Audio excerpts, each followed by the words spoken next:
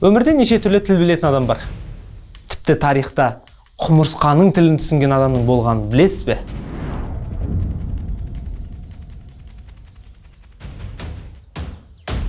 Сатып пайда тап, сата алмасаң ақшаңды қайтарамыз. В общем, никак минусқа кетпейтін вариант болып тұр ғой. Билав Қазақстандағы жалғыз КМДБ халал сертификаты бар тіс пастасы. Бізден бір қорап тіс пастасын аласың, сатқан пайдаң өзіңдікі, саталмаған тауарларының ақшасын төлеп өзімізге қайтарып аламыз. Артықшылықтары 100% халал, зиянды қоспасыз, өте тиімді баға. Заводтан тікелей келген бағамен аласыз. Қысқасы, бұл нұсқаға ешқандай отмазка айта алмайын деп тұрсың ғой. Сондықтан төмендегі нөмірге хабарласып, толық ақпарат алып бізбен серіктес бол. Құранда құмырсқа деген сүре бар. Бұл сүренің атауы Сүлеймен пайғамбар мен құмырсқаның арасындағы оқиғамен байланысты. Тарихта Сүлеймен деген патша әрі пайғамбар болған. Ол кісінің патшалығының астанасы Иерусалим қаласы болды. Сүлеймен алейхиссаламға пайғамбарлық келгенде, ол Аллаға: "Я Раббым, маған дейінгілерге берілмеген, менен кейін де ешкімге берілмейтін билік, патшалық берші" деп дұға етеді. Сөйтіп Алла оның дұғасын қабыл етіп, қалаған билігін береді. Сүлеймен пайғамбарға жындарды, аңдарды, жәндіктерді, жануарларды, құстарды, адамдарды бәрін бағындырып қояды. Олардың барлығының тілін біледі. Тіпті бір айлық жерге жеткізетін желді де бағындырып береді. Олар бағынып қана қоймай, Сүлеймен пайғамбарға қызмет етеді. Сөйтіп күнделікті жан-жануарларды, жындарды, құстарды бәрін тізіп, тексеріп, әрқайсынан есеп алып отыратын. Бір күні Сүлеймен пайғамбар өзінің жер қайысқан әскерімен келе жатады ғой. Әскерінің ішінде көзге көрінетіні бар, көрінбейтін жындар бар, аспанды жауып тастаған құстар бар, тістеріне дейін қаруланған адамдар бар. Жалпы үлкен әскермен келе жатады ғой. Сөйтіп әскер құмырсқалар мекендейтін бір сайға жақындайды.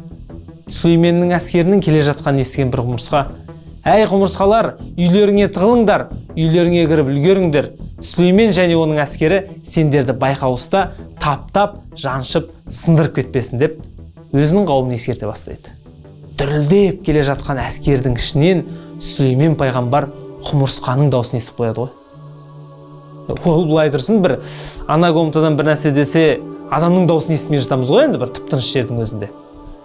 Ал Сүлеймен пайғамбар сондай әскердің ішінен кішкентай құмырсқаның дауысын естіп тұр.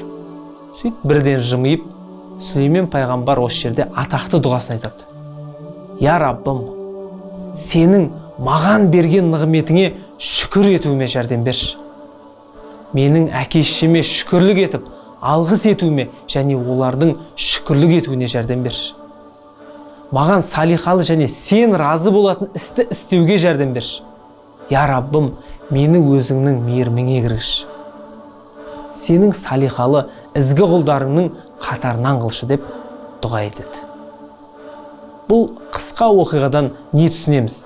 Біріншіден, Сүлеймен пайғамбар өте шүкіршіл болған. Қол астында жындар, жануар, жәндік, құстар, аңдар, жел бәрі бағынып тұрса да, Аллаға шүкіршілік етіп тұрды. Тіпті "Я Раббым, менің шүкірлік етуіме жәрдем берші" деп Алладан жәрдем тілеп тұр. То есть қолынан Алласыз еш нәрсе келмейтінін Сүлеймен пайғамбар толық біліп тұр ғой. Жалпы адамға көп байлық, атақ берілген сайын шүкірлік ету қиындай түседі. Сәл көбірек ақша тапса, тәкаппарлана бастайды. Атақты бола бастаса, кеудесін нам пісе бастайды. Ал Сүлеймен пайғамбар не то что адамдарды, жануар, жәндік, құстарды, жындар мен жәндіктерді басқарған және олардың тілін түсінген. Өмірде қанша полиглот болса да, қанша тіл білсе де, құмырсқаның тілін білетін адам жоқ қой. Сүлеймен пайғамбарға сондай қабілеттер берілді және ол шүкір еткендерден болды.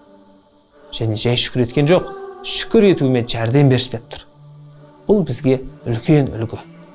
Екіншіден, кішкентай ғана әлсіз құмырсқа өзінің әлсіз даусымен қауымын Сүлеймен пайғамбардың әскерінен құтқарып қалды. Мен әлсізбін, мен қолымнан не келеді деп ойлауымыз мүмкін. Кім біледі, Алла именно сіздің даусыңыз арқылы үлкен нәтиже нәсіп ететін шығар. Үшіншіден, қауымын ескерткен кезде құмырсқа Сүлеймен пайғамбарды ақтап тұрды. Байқаусызда сендер таптап, жаншып, сындырып кетпесін. Байқаусызда деп. Біз өмірде адамдарды ақтай аламыз ба? бұл қателесіп қапты, білмей қалған шығар, көрмей қалған шығар, біреудің айтқанымен уланып қалған шығар, дұрыс информация бармай қалған шығар деп ақтап жүрміз ба? Төртіншіден, бір кездері діннің жаулары Құраннан қателік таптық, ол жерде құмырсқа сынады деп айтылған. Құмырсқа сынбайды, мыжылады ғой деп өздерінше бір жаңалық ашып жүрген. Иә, Құранда құмырсқа сынады деп айтылған. Абайлаңдар, Сүлеймен сендерді сындырып кетпесін деп.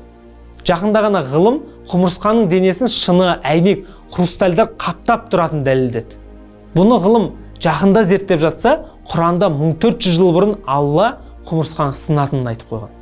Бұл оқиғадан қандай ғибрат алдыңыз? Міндетті түрде комментарийге жазып кетіңіз.